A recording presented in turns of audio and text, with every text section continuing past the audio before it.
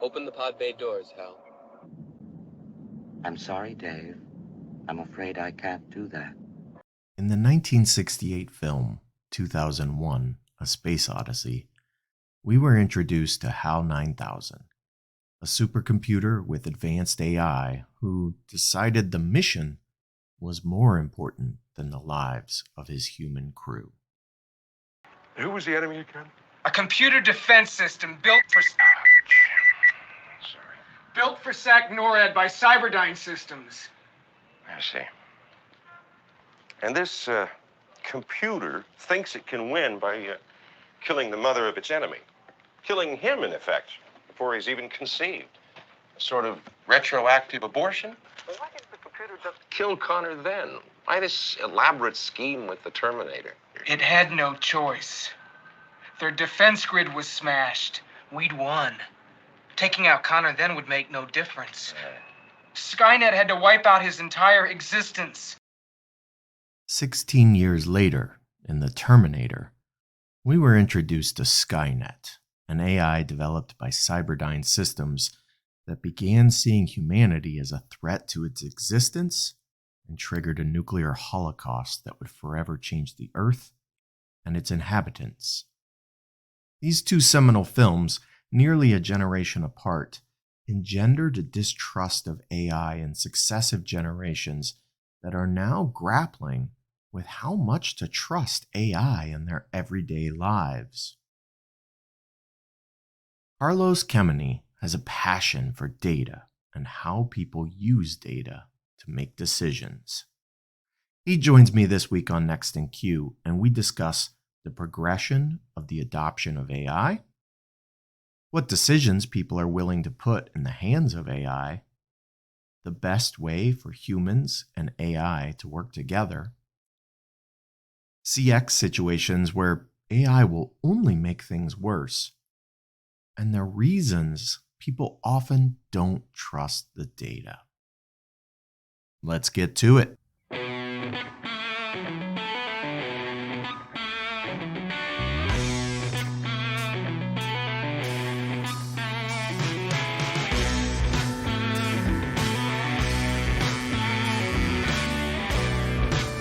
Welcome to Next in Queue, the podcast for contact center and customer experience professionals. Next in Queue is brought to you by Happy 2 Vision. Eliminate blind spots and see right through every conversation with Happy 2 Vision. Learn more at ajppitu.com. Now, here's your host, Rob Dwyer. Welcome to another episode of Next in Queue. Today is going to be a fun conversation as we talk about decision making and how AI might take over some of that decision making. So, Carlos, welcome to the show. How are you, my friend? Very well. Thank you, Rob. It's a pleasure to be on. I am excited about it. You know, before we get started diving into this conversation, why don't you kind of introduce yourself and kind of what has been your professional journey and what are you doing today? Perfect. Strap in, right? Yeah. It's kind of funny when you talk to folks that are passionate about data and a lot of other things. So you get kind of this interesting journey, and that's kind of my journey. I was born in Brazil, and I like to start there because everybody thought I'd play soccer very well when we moved to Indiana, and I don't play soccer very well. So that's where it all started. But, you know, I'm passionate about data. I discovered that over time. It took me a long time to figure that out. In fact, a lot of school, a lot of degrees. I did a dual PhD at Carnegie Mellon in an economics-based field and also in social decision sciences. And that's when I realized my passion for data was tremendous. That the process of collecting data, the process of analyzing the data, and then decision making. How do people use data, and why do they use it in specific ways, and when? And when I left academe to go to a company called Domo, I helped strategically advise C-suites at Fortune 250s, at startups alike. I worked on dashboards for the World Cup and for the Olympics, and I worked on big banks and healthcare dashboards and strategic advisory and machine learning. And there were so many things that I discovered in that process. But one of them personally was that I wanted to do this internally in a company, not just consult and strategically advise. And Steve Jobs has a great, message about this. I think it was to HBS and to Stanford Business School that he talked about this. But he says, hey, the value that you create when you have to own something versus when you consult is a disruptive change. And so I wanted to do that. And so I left Domo after an IPO and went to a company called Weave that was kind of in the later stages, and talks of the IPO were already happening there. But I was there for 2 years and I led data science and business intelligence there and digital transformation. And eventually the company went public and I left and started a company called Drum CV. And what we specialize in is optimizing people, process, and technology and data so that people can make decisions. So we study how people use data and the processes by which we can streamline to improve the decision-making process. And in many ways, what we're really doing is we're optimizing. We're trying to short circuit, if you will, the whole equation of getting from data to decisions. And we can talk more of that, but that's in a nutshell what I'm passionate about and how I ended up where I am.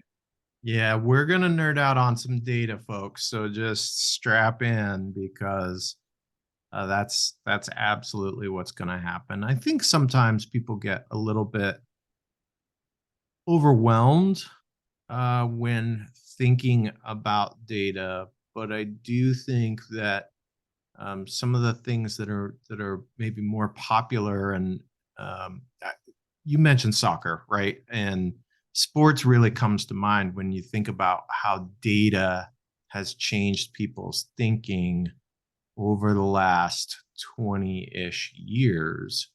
We certainly saw that with Moneyball and the Oakland A's, and we're seeing it in some sports like baseball. Like, it's completely transformed baseball. They're having to make new rules to kind of reconfigure things based on what people are doing with data, and you see all kinds of data analytics now popping up when you're watching live sports and talking about probabilities of making a play and all of these different things. And so I do think the conversation is changing with the general public as it relates to data today.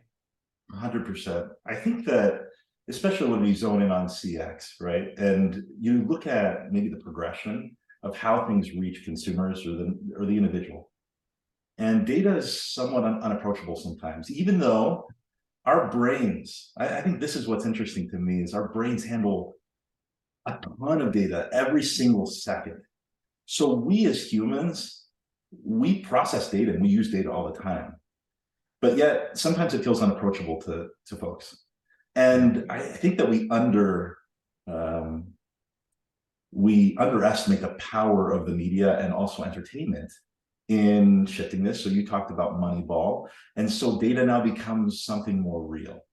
And then you have Fantasy League, and that becomes more real because now people have points and there's gamification to the data. And now you get kind of popular demand for this. What's interesting to me is ChatGPT. A lot of people are talking about how cool and what it's doing, and it's disruptive, the value. But as it pertains to the psychology, how people think about AI, it's disruptively different than it was about 5 months ago. AI, you ask somebody about AI still today, what do they say? Like, Rob, in your experience, what do they say? What if you say, explain to me what AI does, what does the natural, that average human in the world say? So here's where I think I'm not the best person to ask that, because I talk with people that talk about AI a lot, right? I mean, you're in the same position that I am, right? We certainly during our working hours are talking with people that talk about AI a lot. But I do think if you look to what most people's perception of AI is, which is science fiction, there's a lot of fear. They think about computers making decisions with no human intervention. And you know, Marvel has created a little bit of that perception recently, right? With Iron Man and Jarvis. Like those are the kinds of things I think people think about, and it's in this fantasy world. The reality is there is very much AI in the world being utilized today in all kinds of different ways that people who aren't in it may have no idea. I think this is what's disruptive about ChatGPT. When they turned on ChatGPT and somebody types in for the first time, write me a story for my 8-year-old, Yeah. and then it becomes your bedtime routine. This changes how we see and use AI and how we trust AI. And we can compartmentalize where it works for us and where it doesn't. Mm-hmm. What I think is interesting in all of this is now more approachable and understandable. And people now think of AI differently. Now, do they know what's going on behind the scenes? No. There's no difference in the understanding. Maybe there's some people that have more interest and they read about it in the New York Times. And there's more. And so now people get more educated about it. But ultimately, whether there's a neural net or what type of model is being used, people don't care, nor they know. And I think what's fascinating to me is the progression of the adoption of technology for decision making. Today, a lot of conversation around this in the CX world in specific is, oh, this is the job it's going to replace, or this is the task it's going to replace. But what we're doing and what I'm fascinated with and studying right now is, what are the decisions being replaced by AI? If you put, and we're doing a study on this right now, Rob, you've taken this. Yeah. About this, and hopefully we can get this out to viewers to take this. But we have a 2x2 matrix with 100% AI decision making on the top and 100% human decision making on the bottom. Which decisions, fine dining, restaurant choice, or dating decisions would you entrust fully to AI? A hybrid, and where on the hybrid, or you would never give that decision away to an AI in any way. And it's amazing to me to see how few, we have some fascinating results already, but how few people really do trust AI to make the decision on a push of a button today. Yeah. Well, that's a really important topic for us to discuss right now, which is, if we're in a world where we don't entrust anything that's really important, consequential to AI, and we want to make decisions that are consequential us, and a lot of decisions are in the middle where we want some AI to help us.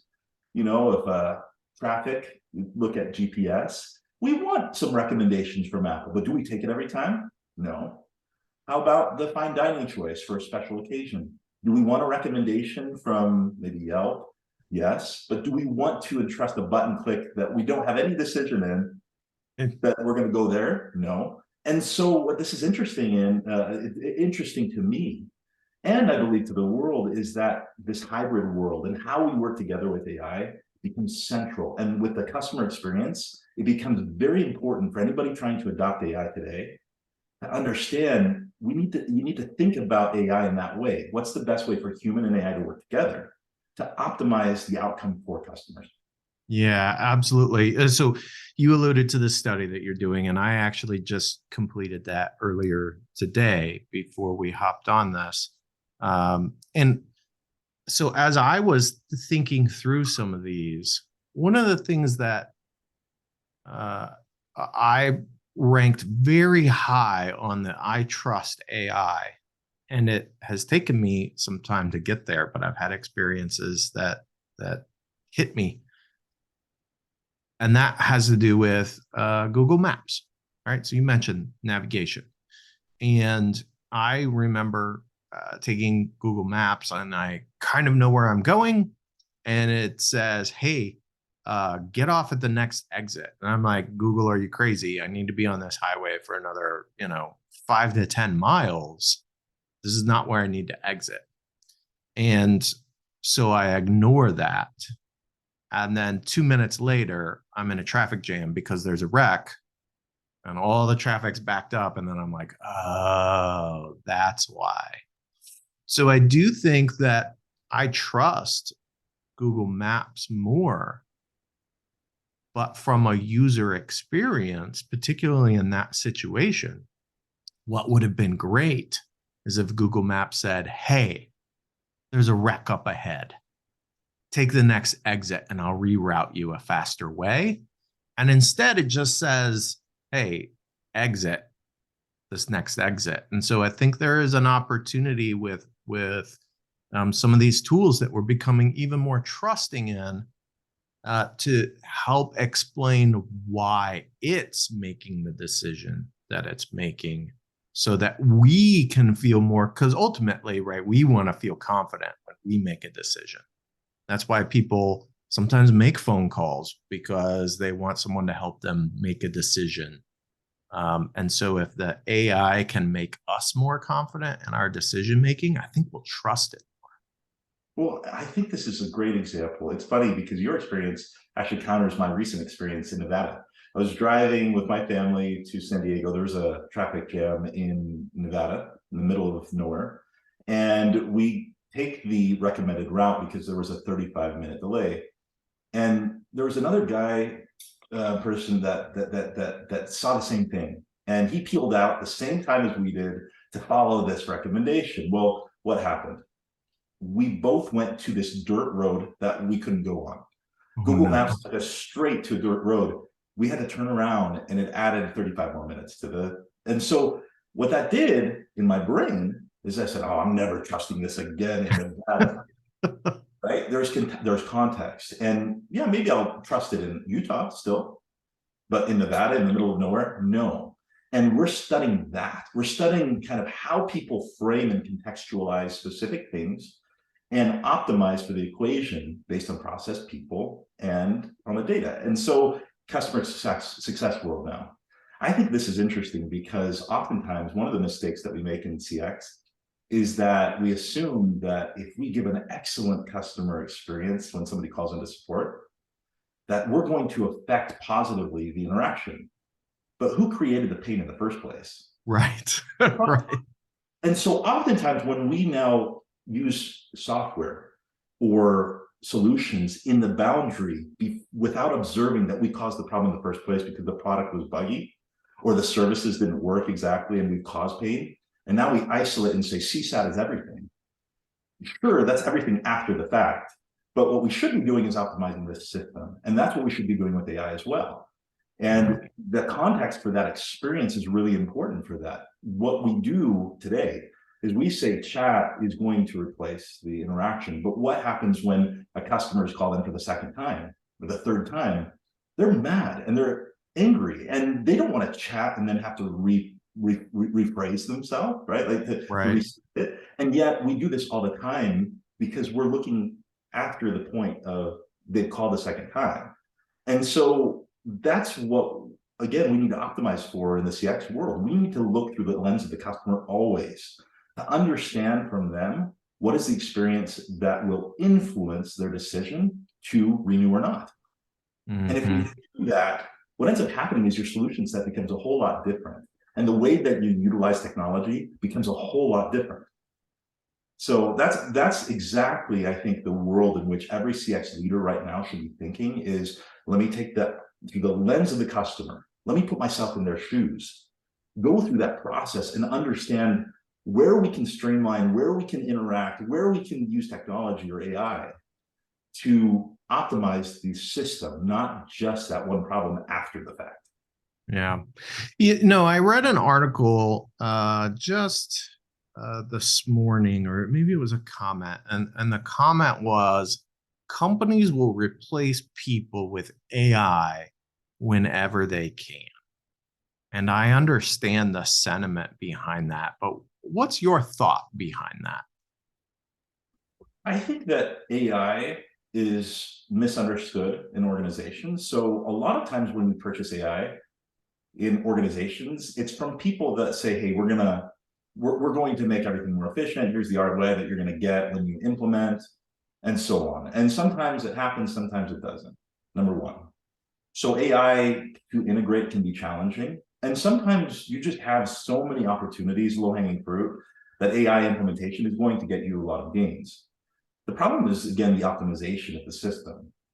it's very hard when you're automating very quickly without knowing everything that's going on behind the scenes to understand if you're optimizing the system. You just focus on one KPI and you see it go down and you say, great. And then you start seeing another one get affected. So for example, the CSAT one, maybe CSAT now increases because people are getting things resolved more, but is it possible that you're going to now see an NPS score go down because people hate chat? Yes, that happens a lot. And so this is how AI works, is that you're going to implement something and it's going to affect this, but it's going to negatively affect that. And then you're going to try to figure out how to unwind that. So you're going to come up with a new program or a new SaaS solution to solve this problem. And now you have this problem of systems talking to each other and interacting with each other. So now it's getting to be exponentially difficult. And that happens all the time right now. Yeah, it does. Yeah, my feeling is always that AI works best when we're empowering people with it so that they can be more efficient. And in other words, your support people, your frontline people that are interacting with customers, whether that's in a sales role, a support role, a service role, it really doesn't matter. What we ask people to do sometimes in a complex business can be overwhelming. And by using AI to reduce that cognitive load on them, they can focus on creating great experiences. I don't know that AI creates a great experience on its own, but when you put it in the hands of someone who really cares about the business and cares about the customer, now you can have a really great experience because someone's focused on creating the experience, not on finding information. I couldn't agree more. I think that enablement is where people are now converging to. Part of this is actually because the complexity and the lack of knowledge of how it's working behind the scenes, and now security and privacy are coming in. How do you secure data? And if maybe ChatGPT is recording that data and it's sensitive data, then what? And so now that these are becoming more and more, consumers are becoming more educated about questions they should be asking. What's happening a lot of times now is that the sales cycles for a lot of these SaaS solutions are going longer and longer because they're holistic AI solutions that people don't understand. So they need to understand that. Yeah. I think that what we're doing and what we've observed in CX is that it's better to learn by learning instead of learn by doing instead of learning by learning. So the more I get educated on a topic, great.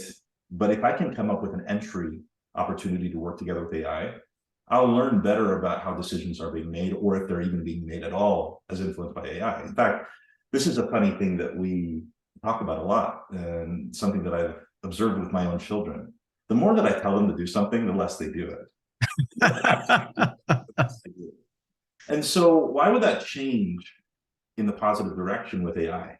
If AI says, product manager, you're not very good on these things, and support is, we see this with support. If you do a top 10 email, anybody that's ever done a top 10 email to the product department and says, I just wrote this email every single week for 52 weeks, and the product team does not do any of them.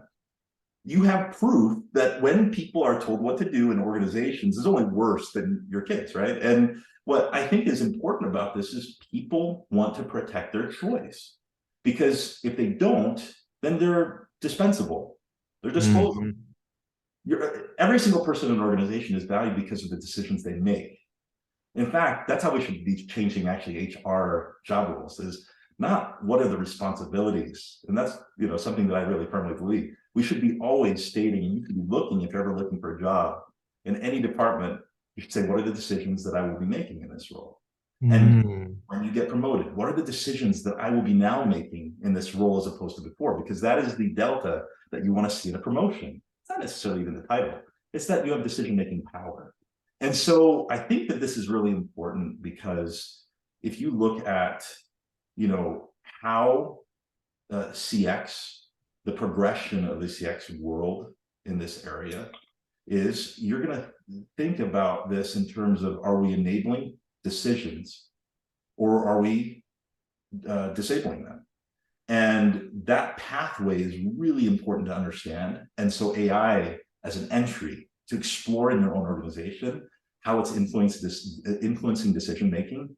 And learning by doing is going to unlock the next level of adoption and the next level of integration, much more than having 6 months of conversations with AI companies.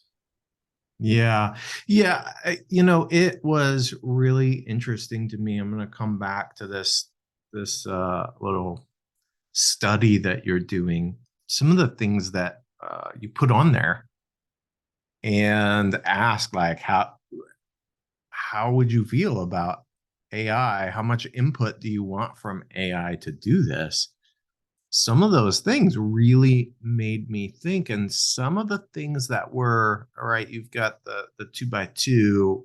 One is AI versus no AI, but the other is consequential versus inconsequential. That decision, how much weight does that decision carry? What I found interesting to me, that there were some decisions that I felt were pretty trivial and inconsequential, that I still was like, no, I don't want AI anywhere near this. And one of them that stood out to me was liking a social media post. It's an interesting one, right? This one we thought carefully about, but I want to hear why. It's inconsequential because you do it every day, right? Or you can. It's not going to change the world. But why? Well, I'm curious. What was your answer? And yeah, so I didn't really want AI involved in that at all. For me, I think it's relatively inconsequential, but I do think that depending on who the person is that you're asking that question makes a difference, right? If you're the president of the United States or someone who's highly visible and has a really big platform, I think the social media that you promote through liking or sharing has a big impact. And look, I'm not trying to, say that I'm somebody that people listen to, but I do have people say, hey, I really enjoy the stuff that you put on LinkedIn, or I find it useful or insightful or whatever the case may be. And so I know what that means is that I do have somewhat of a platform. So I can't say it's totally inconsequential what I put out there, although I would say my reach is infinitesimally small compared to other people who have these really incredibly large followings. So I do think who you are has an impact on how impactful that is. But all of that said, I feel like if you let AI say, oh, well, Rob's going to like this, and I see this in suggestions, right? So you get a suggested feed of the things that you may be interested in algorithmically on all of these social media platforms, and Google does this in a news feed. It comes up with a lot of things that, yes, I am interested in. And it's right a lot, but there are times when it misses the mark really, really wide. And if I just had AI say, oh, yeah, Rob's going to like this, and then publicly puts that out there so that other people go, oh, what is this? That really, I feel like, infringes on my autonomy as a person to put out to the world what I like and what I don't like. And so that's what was going through my mind. Like, it seems like a little thing, but I was like, no, AI, you keep your hands off my likes. So this is fascinating, right? It's fascinating to go through that exercise. And we're getting a lot of people telling us, I haven't thought about this. Now imagine doing it with your team. Now imagine doing it with a spouse. It's amazing to see how close certain things are and how wide certain things are. And we found 50% of things are actually within 1 centimeter of each other on the graph, which is really fascinating to me. There's certain things that I can tell even before that people will answer and where they're going to put it almost to the centimeter. And so the variance is also interesting. But what you're talking about is what we're thinking about organizationally too. Mhm. The study is just meant to be an individual exercise that anybody can do at the dinner table for fun in the morning. And it's a fun exercise, right? It's fun to think about it. Yeah. But the organization, when you think about a promotion decision or a merger, decision, more consequential or inconsequential than a like on a button? And if the answer is inconsequential, I'm a little concerned. But but you get my point here is that if hybrid is what we're willing to do individually, then if it's more consequential, shouldn't we see the hybrid even reinforced even more? And so we're studying that. We're trying to understand every process and measure that. We're doing time tests and studies on this for every single piece of a process. And why are we doing that? It's because we want to enable people to make better decisions. We don't want to just give you AI because it's AI. That's not very good. That's not good logic, right? What we want is to make every person in the organization a better decision maker and to enable them. And I think this is really important. It's an important milestone that we reach now that ChatGPT is coming out, because tasks will be automated. We see how that's going to happen. That will happen very much, and it will affect the CX industry very much. However, what is the best way to implement that? What's the best way to adopt it to affect decisions, not to affect tasks? That's our challenge today. And I think if we think about that in the context of individual decisions, just like what you did with the like, many people think very similarly to you. The catastrophe of liking one post to an audience or a following or to a deal with Nike or whatever. We see the power of social media today with one like. So would we enable AI to do that every time? I think many of us will not. And in fact, if you've had a bad experience before or whatever, if you've seen bad experiences, you tend to put that lower on the chart. Yeah. So your process is very similar to mine, and it's very similar to 85% of the people that we've talked to. Yeah. Yeah. I mean, I don't want anyone to think I like Mizzou, and I could just see that could happen. And I mean, that would be tragic. So I need to be careful about that. But I do think there are decisions that we feel really confident in making that AI is so much better at and can inform us. So one thing that I saw recently, it had to do with judges and sentencing and the bias that's inherent in that process, in that AI was far better at understanding potential recidivism and the sentencing guidelines than judges. And like, that's their job. That's their only job, to make decisions about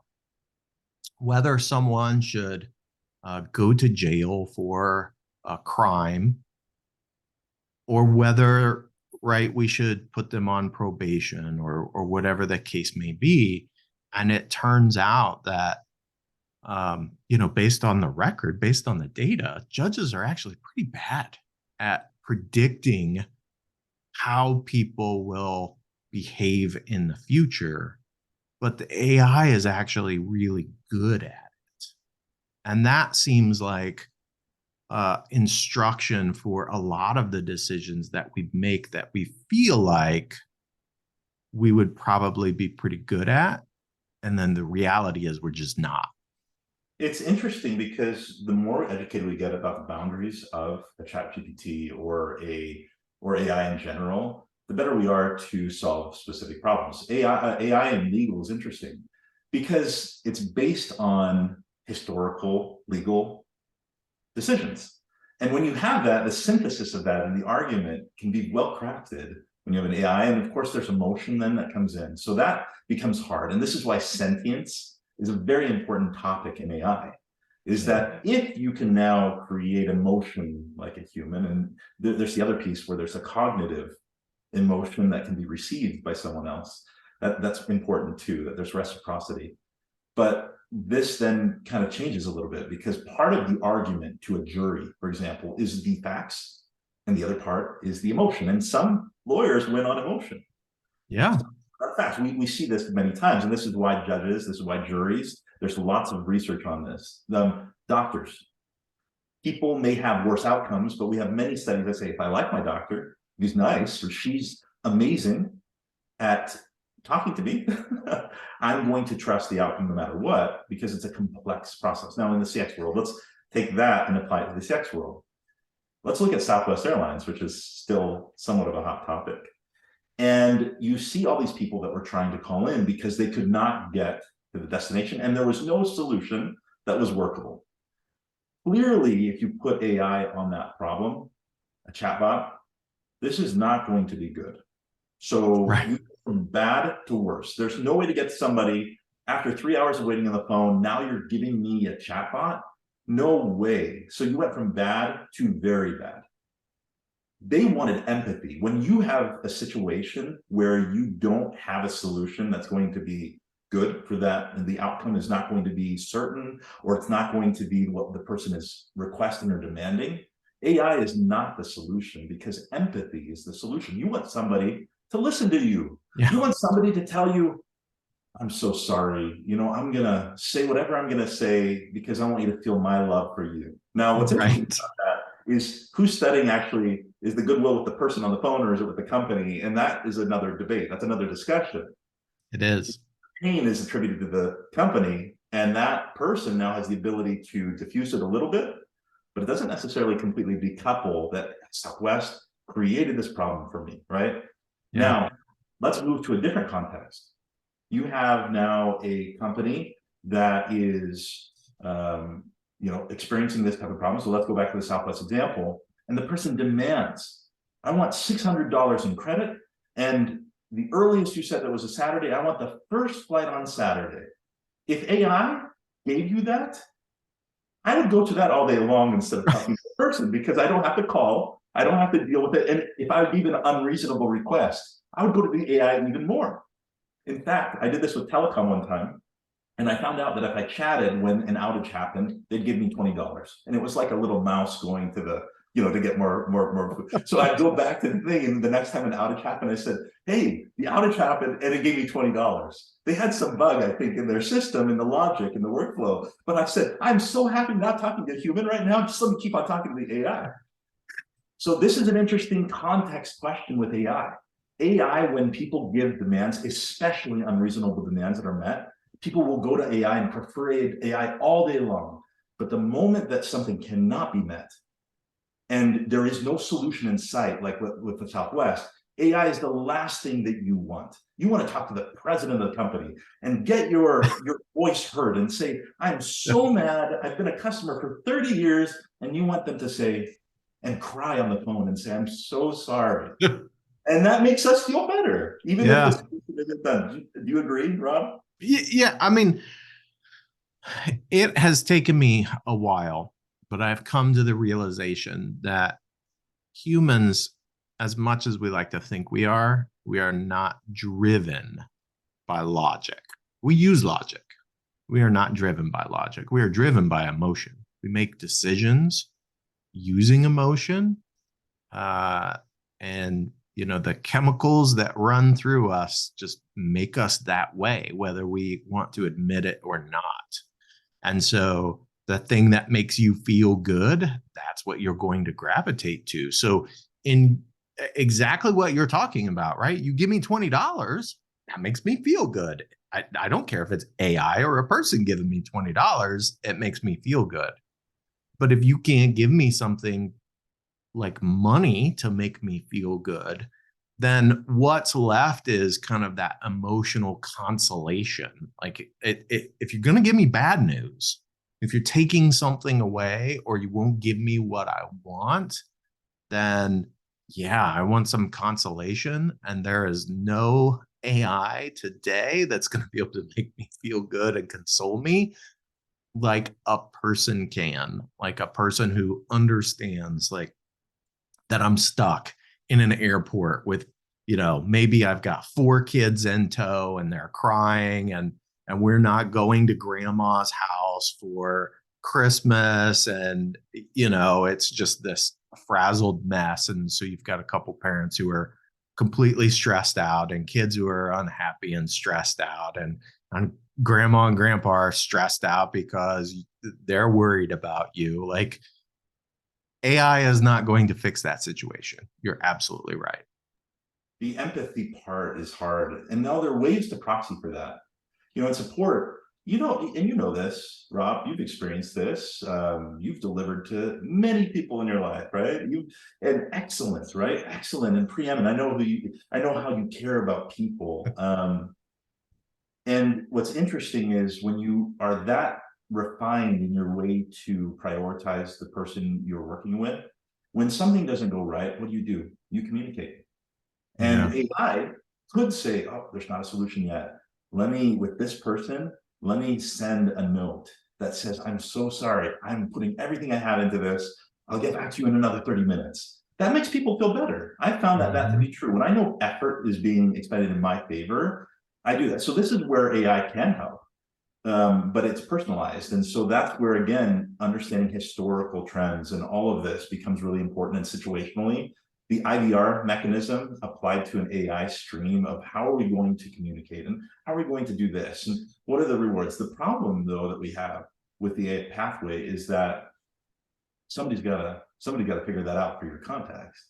This is where human and AI work together to set up the data correctly becomes really important. AI is really good when you've trained it well. It's not so good when you haven't for the context until you have good data. And so a lot of the issues actually do sprout again from how good is your data? How well do you know the data? And more importantly, for decision making, even if your data is 95% right, do people even trust it, or do they want to trust it? There's mechanisms that people don't understand a lot of times if they don't work with data every day, that even when you have 100% quality, even if it was possible, right? People still lie, or they just don't want to work on it. So they say, oh, I don't trust it. Or, yeah, I talked to a bunch of people and that's not really what's going on. And what does a CEO say? I'm going to trust you. You're the person that I've hired to do this. I've seen so many data problems go wrong and decisions based on data that was wrong in my life. They oftentimes will just lean over to the CFO and say, well, what do you think?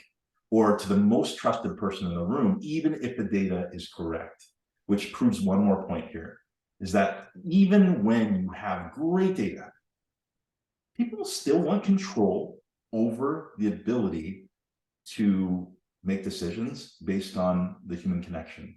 And that is 95% of the ways that we make decisions with very specific decision making. The merger that I was talking about, I think when you talk to the best people in the world that do mergers and acquisitions, what do they say that guides them the most? They don't say it was the numbers. Clearly the numbers are a filter. That's what kind of dissects the world. But it's the relationship. It's the feel, right? It's they're a good cultural fit. Yeah. And it's this feeling when you go to bed at night that you can't explain precisely, but it's that feeling that you say, I feel good about this. Yeah. And that, I'm sorry, but AI is not going to replace that. It can filter the world so that you look at 5 things instead of a million.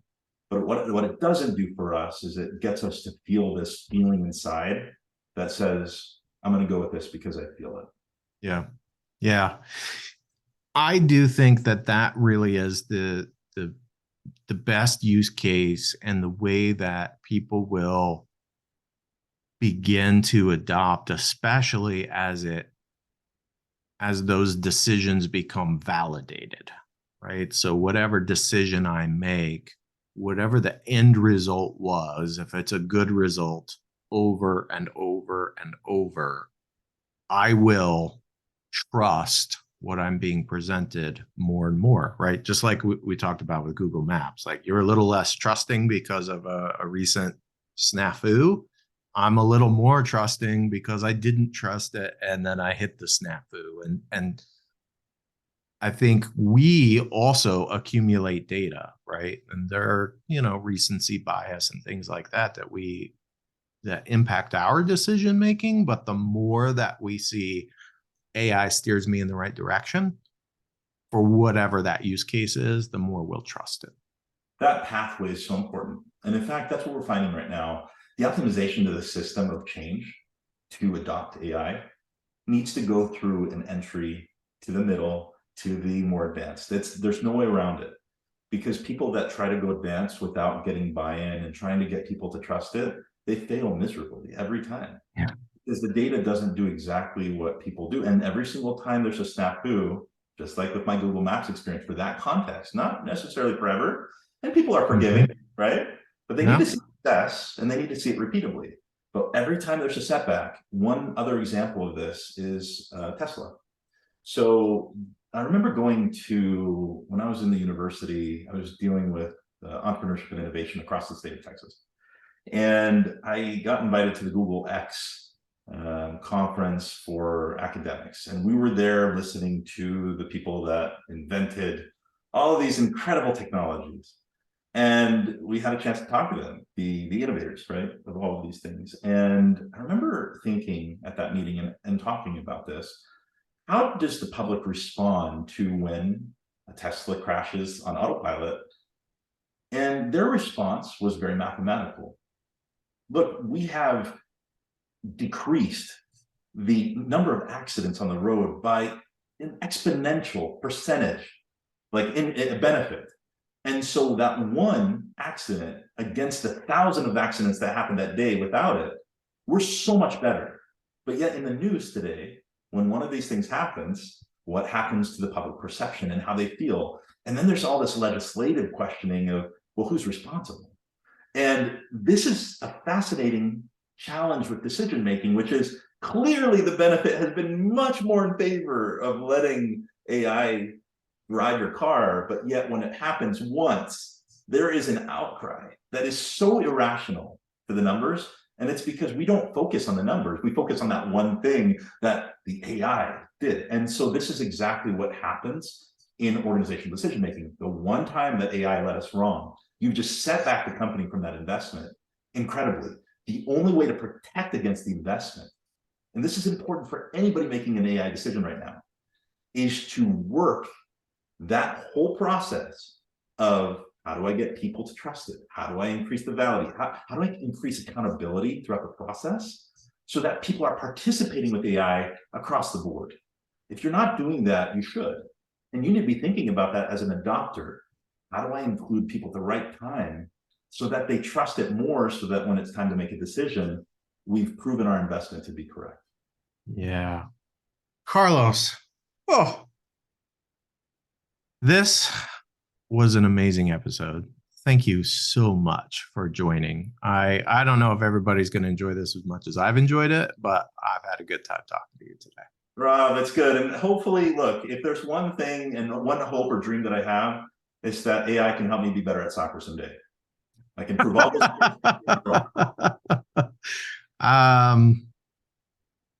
All right. You keep wishing on that star and we'll see what happens.